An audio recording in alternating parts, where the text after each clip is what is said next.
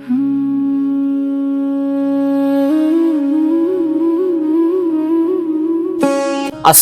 আলাইকুম ওয়া রাহমাতুল্লাহি ওয়া বারাকাতুহু।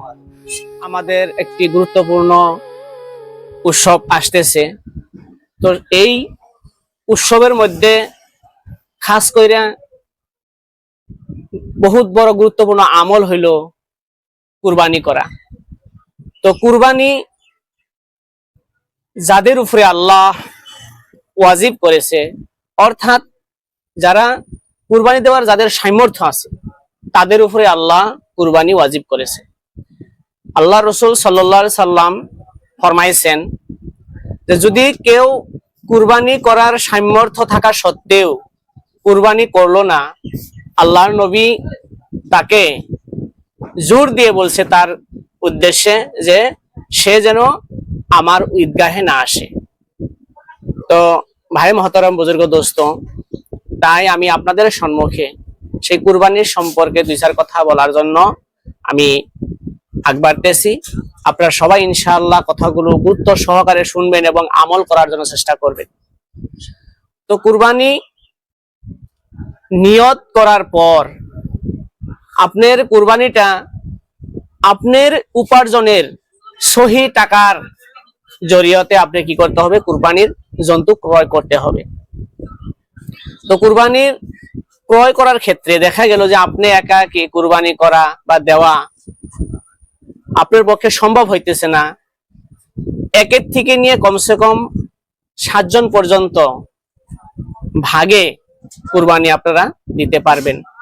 এটা আমাদের জন্য ইসলামে সহজ করিয়ে দিয়েছে। তাই সেই কুরবানির জন্তুটা নিখুঁত হইতে হবে। 1 নম্বরে আমি আগেই বলছি যে কুরবানির টাকাটা আপনার সহি ইনকামের থেকে হইতে হবে।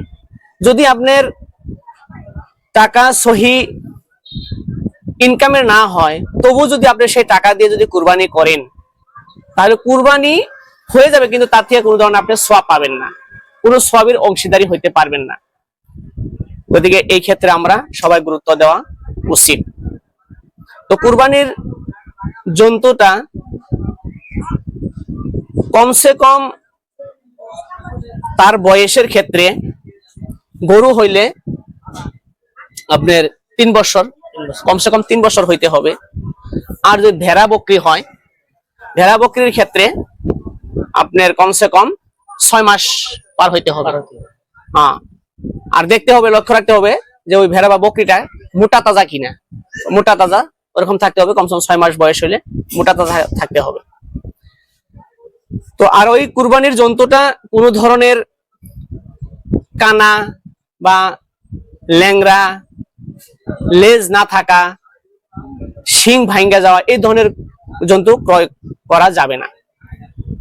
যদি কোনো গরুর বা কোনো জন্তুর যদি লেজ যদি 4/3 অংশ থাকে তাহলে ওইটা চলবে।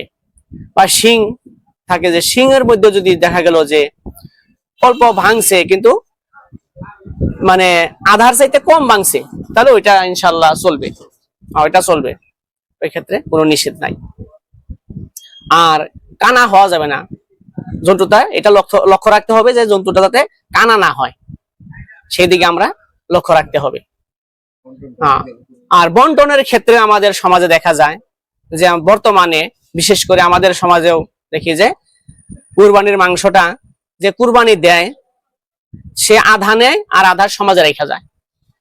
তো আসলে অরিজিনালি কথা হইলো যে কুরবানির মাংস 3 ভাগে বিভক্ত করা লাগে। যে তার 1 ভাগ হইলো কুরবানি দেনেওয়ালার, আর 1 ভাগ ওই নিজের আত্মীয় স্বজন যারা গরিব দুঃখী মিসকিন তাদের জন্য, আর 1টা ভাগ যাদের সাথে সমাজ পাইতে বসবাস করা হইতেছে, সমাজের একটা বন্ধন হিসেবে, সামাজিক হিসেবে তাদেরকে আপনি দিতে পারেন। এইভাবে 3টা ভাগে বিভক্ত করা হয়।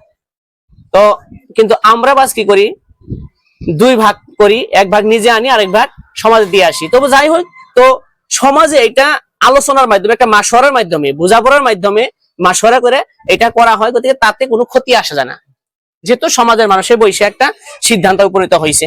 এই ক্ষেত্রে কোন ধরনের ক্ষতি হবে না ইনশাল্লাহ। গতিকে আমরা এই ক্ষেত্রে আমরা মনে রাখা গুরুত্ব দেওয়া দরকার আছে। পারলে 3 ভাগে করা, আসলে 2 ভাগ নিয়ে আসা লাগে, 1 ভাগ সমাজ দিয়ে আসা লাগে। আর ওই 2 ভাগের ভিতরে নিজের আত্মীয় স্বজনে বা কিছু গরিব মানুষ তাদেরকে দেওয়ার হক রয়েছে। আর সে যদি ভাবে যে না আমি কাউকে দিব না, তবু জায়েজ হবে, সে নিজে একাই খাবে, তবু জায়েজ হবে, এখানে কোন ধরনের মানে ক্ষতি হবে না।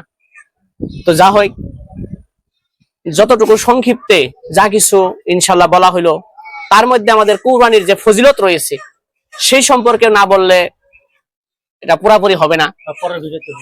যা হয় ইনশাল্লাহ এর পরের ভিডিওতে ইনশাল্লাহ এই সম্পর্কে, ফজিলত সম্পর্কে কিছু কথা আশা রাখছি।